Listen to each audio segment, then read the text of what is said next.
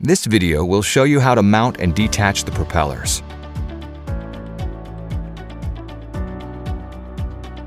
There are 2 propellers of marks and 2 unmarked propellers of EVO 2.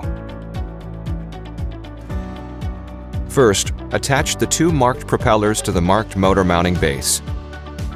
Press the propeller down into the mounting base, and then rotate it clockwise until it is secured. To remove, hold the motor and press the propeller down into the motor mounting base.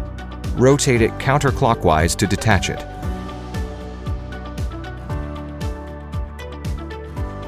Attaching the 2 unmarked propellers to the unmarked motor mounting bases, press the propeller down into the mounting base and rotate it counterclockwise to secure it.